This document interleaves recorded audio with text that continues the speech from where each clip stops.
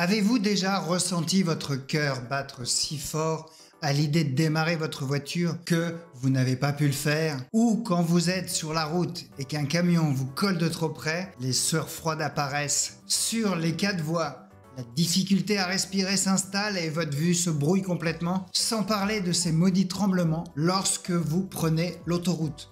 Alors, vous restreignez de plus en plus vos déplacements et vous êtes vraiment dépendant des autres. Stop! Cela ne peut plus durer. Vous avez la capacité de résoudre ce problème et nous allons voir comment. Aujourd'hui, je partage avec vous l'histoire de Julie qui, après un léger accrochage, a développé ce que l'on nomme l'amaxophobie ou la peur de conduire. À travers son histoire, vous allez découvrir les mécanismes de votre phobie, comment elle impacte votre quotidien, mais ça vous le savez déjà. Ce qui vous intéresse surtout, c'est comment vous pouvez la surmonter. Alors c'est parti. Tout d'abord, sachez que vous n'êtes pas seul. La peur de conduire affecte de nombreuses personnes, tant en France que dans le monde. Et en tant que thérapeute spécialisé en thérapie comportementale et cognitive, j'ai aidé de nombreuses personnes à s'en libérer. Mais pourquoi une simple action de la vie quotidienne que tant de personnes font peut-elle devenir pour vous une source d'anxiété si intense? Eh bien, la peur de conduire n'est pas simplement une appréhension ou un inconfort à l'idée de se retrouver derrière le volant.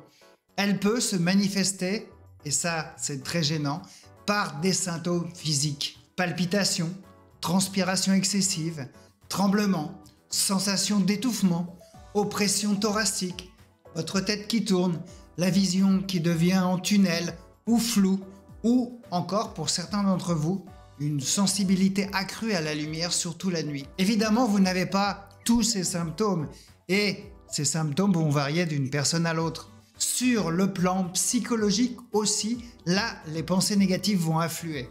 Je vais provoquer un accident, je vais perdre le contrôle, je vais faire une crise de panique en conduisant. Les autres conducteurs sont imprévisibles et dangereux. Et je vais ralentir les autres, ils vont me klaxonner. Je vais rester bloqué chez moi.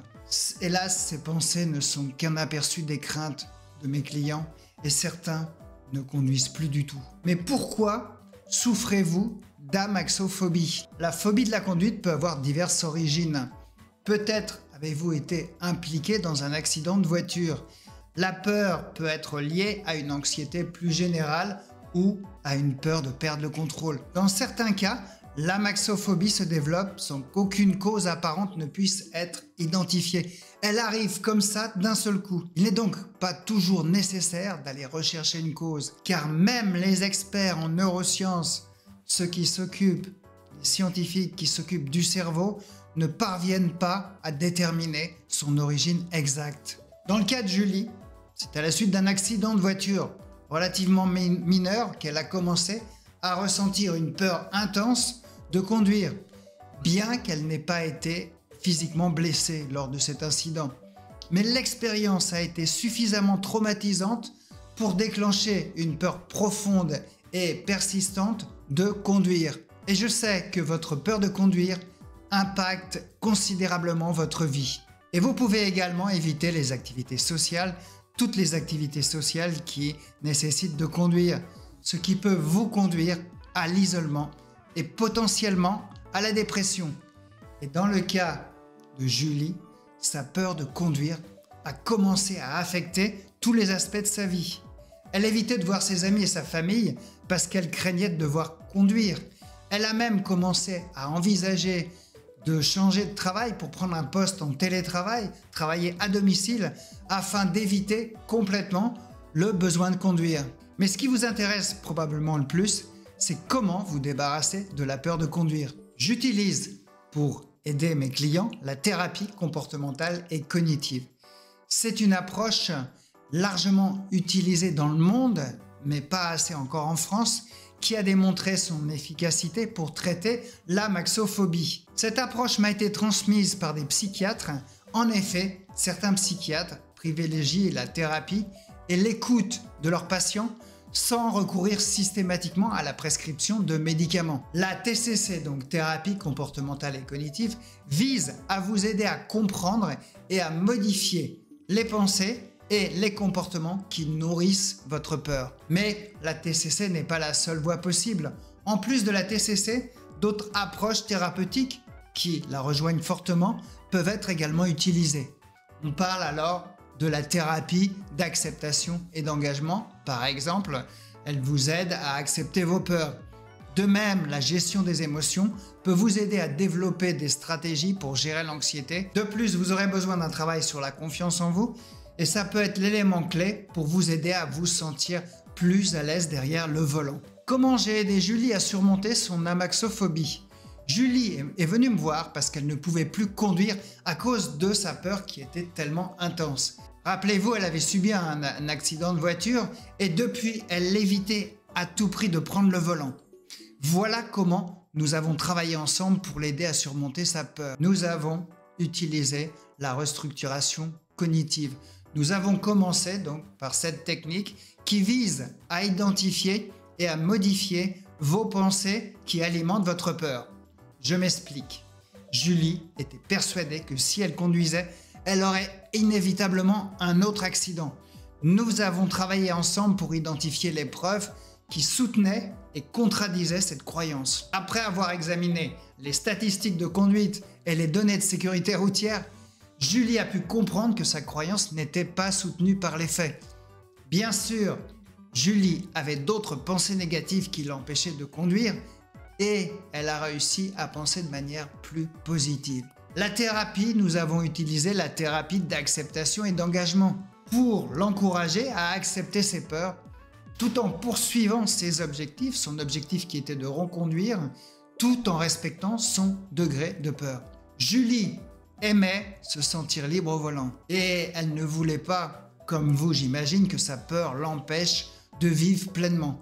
Grâce à l'acceptation, la thérapie d'acceptation, elle a appris à voir sa peur comme une expérience désagréable, mais pas dangereuse. Et elle a appris des techniques pour faire face à cet inconfort émotionnel. Nous avons travaillé sur la gestion des émotions. Le travail donc sur la gestion des émotions a aidé Julie à contrôler son anxiété, souvent liée à la conduite. Nous avons exploré des techniques de respiration, de relaxation musculaire, de pleine conscience et tout ça a aidé Julie à réduire son niveau d'anxiété. Ces outils lui ont permis de retrouver une certaine sérénité au volant, certes, mais ça a marqué un pas significatif vers sa liberté et son autonomie. Et puis, nous avons travaillé sur la confiance en soi. Nous avons vraiment renforcé sa confiance. Un aspect important de notre travail aussi a été l'exposition progressive. Alors, c'est un terme technique qui désigne l'approche consistant à faire face à sa peur petit à petit. Julie a commencé par s'asseoir dans sa voiture sans la conduire et ça lui faisait déjà peur. Puis, elle a progressé vers de courtes distances dans des zones peu fréquentées. Avec le temps, sa confiance a vraiment augmenté, lui permettant d'allonger progressivement la distance et la complexité de ses parcours. Après plusieurs mois de thérapie, Julie a réalisé d'immenses progrès. Elle a reconduit sur des distances d'abord courtes, puis des trajets plus longs. Et enfin, surtout, ce qui est important pour elle, elle s'est réengagée dans des activités sociales nécessitant de conduire et a même envisagé un changement de travail, même si ce dernier implique de conduire quotidiennement. Alors, souhaitez-vous, comme Julie, vous libérer de l'emprise de l'amaxophobie ? 2 étapes s'offrent à vous.